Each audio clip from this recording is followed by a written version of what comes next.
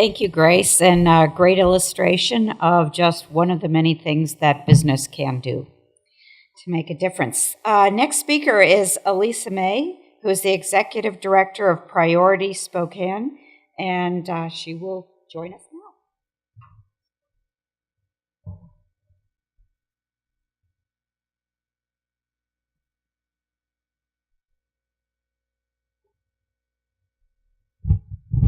Good morning.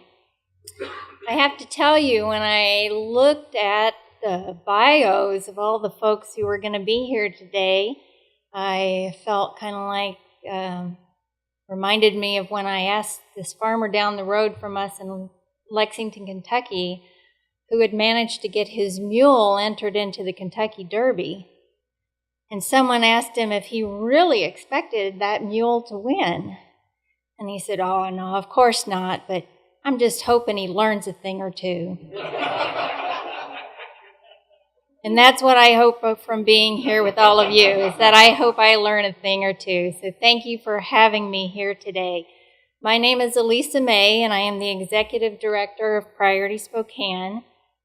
And Priority Spokane is a collaboration of community business leaders, community leaders, who are focusing on the social and economic factors that influence health.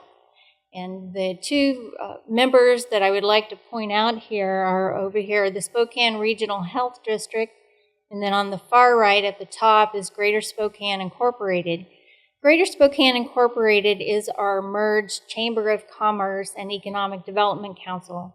So on a monthly basis, we have public health and the leading business group in town, meeting together so they can share each other's concerns and learn from each other, and then take that back to their respective organizations and spheres of influence.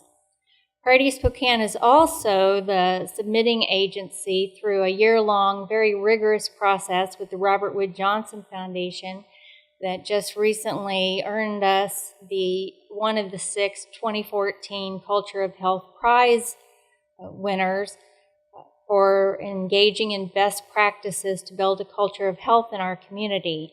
And our proposal was built around the idea, the fact that has been talked about here today, that more education is directly linked to higher incomes and better health.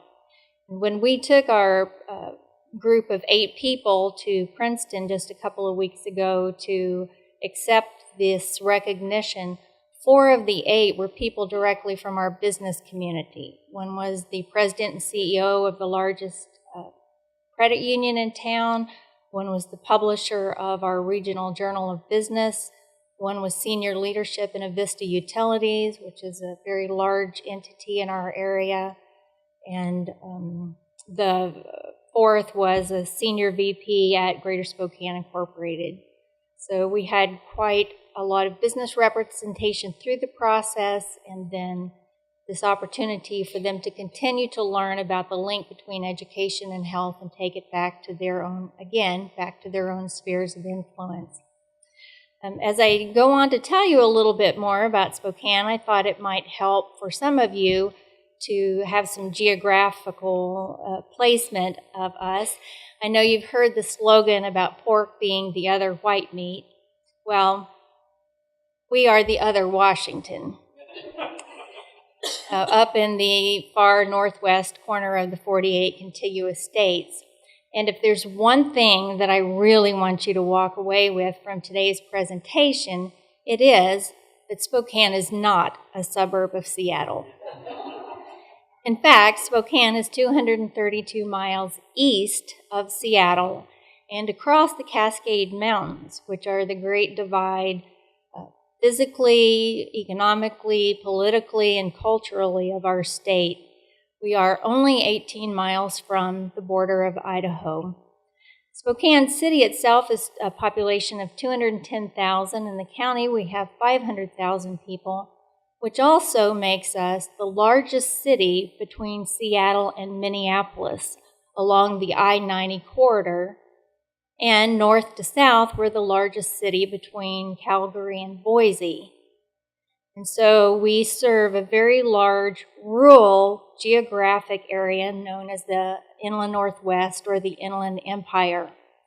Because of this geographical area, the rural area that we serve and our location in it, Spokane has developed an infrastructure that many cities of 210,000 would not have. We have 2 public universities, 2 four-year private universities, and a thriving community college system that works closely with our workforce development efforts in Spokane. We have 2 full hospital systems that are also aligned with healthcare providers in Spokane, and this is one of the major reasons why people come to Spokane is for the healthcare. We have a major Air Force base there, which is our largest single entity employer in Spokane County, Spokane International Airport as well. And we have a strong contingent of manufacturing, jobs, industry, including 8 industry service providers, distributors that are affiliated with the aeronautical industry worldwide. One of the things that our publisher of the Journal of Business says is that because Spokane is located where it is geographically, going back to that slide, it has developed an attitude that if anything's going to happen in Spokane, we have to do it ourselves. And out of that has come some tremendous partnerships, and I would like to share with you a few of those partnerships today. The first is Riverfront Park. This does not look like a park, does it, at all? This is what downtown Spokane looked like up until early 1970s. It was the remnants of a once thriving logging and shipping industry that was transported by rail. By the early 1970s, this was no longer a thriving economic center, but was a blight on the community. At that point, our business leaders, this business took the lead on this and put in a bid for the 1974 Expo, which was part of the World Fair series, to be held in Spokane, Washington, which meant turning that blight that you see in the upper left-hand corner into an area where thousands of people could come and spend their money and bring great economic development to Spokane. Well, after that, what it left was a park, a 100-acre park, Riverfront Park, which is to Spokane what Central Park is to New York City. 40 years later, that park is still thriving as a park. The trail system is connected to a 37-mile-long trail system from the border of Washington and Idaho all the way through to 9 Mile Falls, Washington, and they're planning to extend that. Families come, you see the fountain in the upper right corner. Families of all economic status bring their kids there to play in the summer. It's a great social activity for those who might not be able to take their kids otherwise to water. The picture of the bicyclist, the fellow in the middle, is actually our mayor. He was with a group looking at the infrastructure of the bike paths and checking those out for himself. The logo in the middle is the new logo of the master plan, where they are looking at ways to further expand and take Riverfront Park forward, because it is truly the center of health in many ways of our community. And it was born simply because of the economic decision to bring the World's Fair there. So that's one example. A second and very different example I'd like to share with you is the Inland Northwest Health Services. 20 years ago, our 2 competing, and I mean competing, hospital systems had the radical idea of partnering around their air ambulance system and around their rehabilitative services. 20 years later, both of those services are still going strong. The Northwest MedStar and St. Luke's Rehabilitation Institute.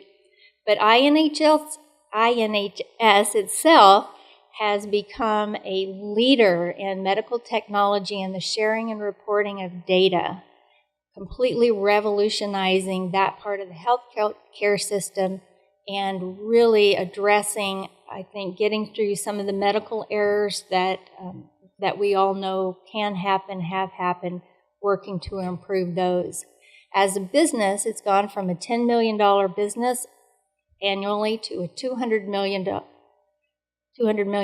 business annually, from 400 employees to 1,000, and brings in $79 million in salary and benefits to our community, in addition to the lives that they're saving through their different efforts. My next example to you is the Academic Health Sciences Center, which is on the Riverfront campus in Spokane. It is a campus that's shared between Washington State University, Eastern Washington University, University of Washington, and Whitworth University also has a presence there. And the business community, headed by Greater Spokane Incorporated, took the lead in advocating with our legislature that we needed to have a 4-year medical program in Spokane County, Spokane, Washington. There's a huge economic benefit to this. They're expecting that by the year 2030, there will be an additional $2 billion of economic impact, 1.5 of which would stay in Spokane County with the research and the doctors and the other staff and the work that would come in with this. It also has a great medical and health benefit side because it's been proven that practitioners are more likely to stay where they intern and practice. We're losing a lot of practitioners to go other places, and they're not coming back to the rural area of Spokane to practice. So by doing this, we're hoping to turn that around and have a lot more practitioners stay in that greater inland northwest area. But business is behind it as an economic factor, but it's going to have tremendous health outcomes. And I cannot sign off without saying a little bit more about Greater Spokane Incorporated, because it is such a lead business entity, playing a role far beyond what traditional chambers play. They have a high involvement in education and workforce issues. K-12 Roundtable is a monthly roundtable where all 14 school superintendents attend on a monthly basis. Business is also invited to be at that table. Higher Ed Leadership Group are the leaders of those 4 universities in the community college system, again on a monthly basis. Committed to Education is a group of business leaders that are coming together to promote the importance of education in the community. Teaching the Teachers, take teachers directly into the workplace to learn about the requirements, the needs of the manufacturing. Business After School is an interactive program with students, teachers, and parents, again, directly in the workplace. Spokane STEM, I'm sure you're familiar with that, networking and what goes on with building efforts around STEM. Accelerate Success is our collective impact education effort headed by United Way, which sits on Priority Spokane's board, and then Priority Spokane as a collective. And I failed to mention that GSI has recently adopted an initiative that by 2025, 60% of our adults in our community will have a 2-year, 4-year, or technical certificate, which is primarily aimed at getting adults to return to school, not at the incoming workforce.